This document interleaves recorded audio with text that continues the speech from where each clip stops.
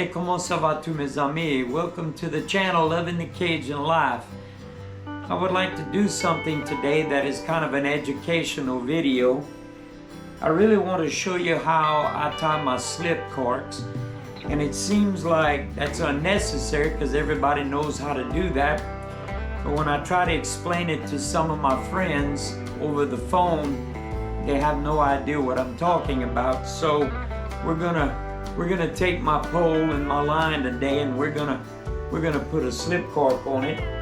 But I'm gonna kind of walk you through the steps just so you'll know what I do. You may have a different way of doing it, and that's perfectly okay. There's no right or wrong way to do this as long as it works. But I want to show you some of the things that we need.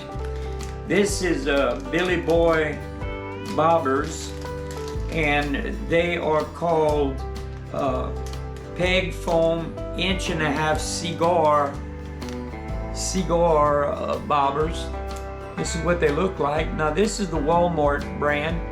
Academy has a different brand, but it needs to be the bobbers that has a peg in it. Here's the cork, and here's the peg that goes in it, and you'll see what I'm talking about in a little while as we put this together. So that's one thing you're gonna need. The second thing you're gonna need, it's a little piece of string tied on a little piece of plastic,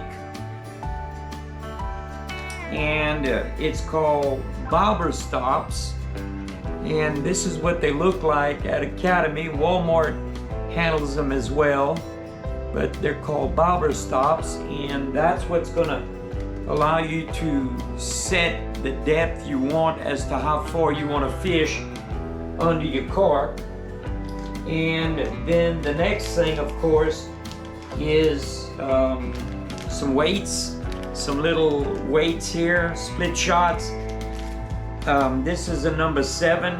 I like to get the ones that has the little ears on them that you can take a pair of pliers and squeeze them and open them, because I kind of take them off and put them back on as needed. And then I'm going to rig in a little while for brim, and we're going to use these little number 6 brim hooks, and I like to use the one with the long shank on it. The reason why is it seems like these fish don't swallow it near as much when you use that long shank. Then there's a little plastic bead, and that's going to be real hard to see. I'm going to try to put it in my hand. Maybe you can see that in the camera. We're going to find out here in a little while. So let's kind of get started, if you would. Here's that bobber stopper string I was telling you about. It's a pre-tied string ready to go. And the first step is to take your line and to run your line through that little plastic tube that it comes on. So here it is on that plastic tube, if you'll see. And what you do then with this is you hold the little plastic tube and you slide that knot off of the plastic tube. And there's a little slot on it that you can get it out. So here is that string that is going to become your bobber stopper on my line. And what you do is you hold tension on your fishing line, and you grab the 2 ends of that string that you just put on there, and you tighten that real tight, as tight as you can get it. And so this is what it's going to look like after you tighten it. Then what I do is I careful not to cut my fishing line, of course. I take my scissors and I trim the ends of that line, because it has to run through your eyes. It's got to go through the eyes of your fishing rod, and you don't want all that extra slack. And so now you have it on there. You can see it. And all you have to do is slide it on your line, and you can see it moves.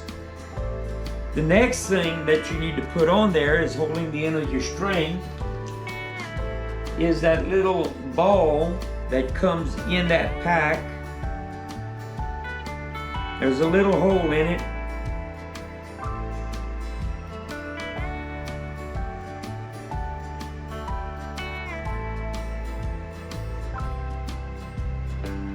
Okay, I have it on there finally. So now it goes up against the string, and what this does, it keeps that string from going into your float. Kind of helps to hold that and keep that where you need it. Next thing I'm gonna do is I'm gonna put the float on, and these little floats have a little hole in that peg.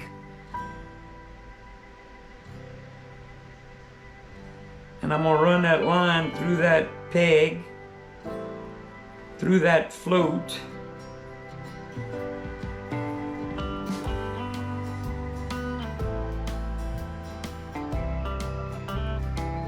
There we go. And then on this particular rig, I'm gonna tie a jig. I have a 1/32 ounce jig head.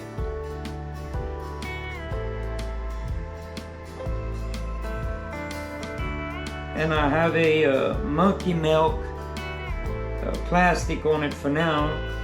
I like using hair jigs, but the other day they seemed to want this old monkey milk.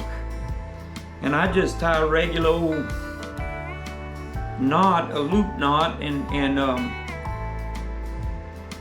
so I'm just gonna tie it so that it'll make a little loop, if you would.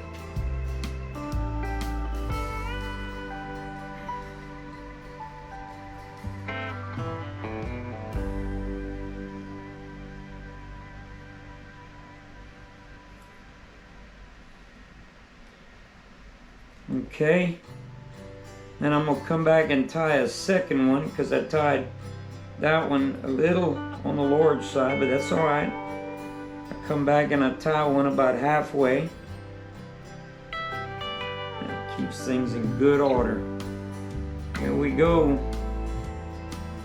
Then I'm gonna trim the excess off. There we go. So here we have it. Here's the jig. Here's the float. And the float can move depending on how deep you want to fish. You slide your, there you go. And what happens is when you reel in that thing in, you only have this much hanging below your pole.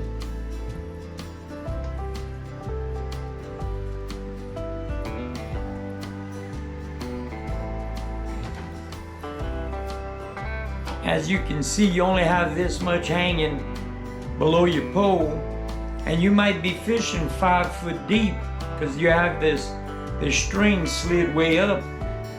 But this is a whole lot easier to throw. And one of the things that happened in Henderson this year when we were fishing up there is those brim that we were fishing for were up in the woods. And when you were fishing up in the woods, it's tight in there, and there's not a lot of room, and so you didn't want 2 foot of string hanging with a weight and a hook hanging under your cork. It's easier if you let it slide up, and makes it, you know, all you got is that little short thing to throw. So that's kind of how I tie my slip corks, using those little bobber stopper strings. There. They work out real good. I like them. So there you have it. It's almost a video that you shouldn't need to do because everybody ought to be able to tie a slip cork. But for those of you that don't quite understand, there's a little simple tutorial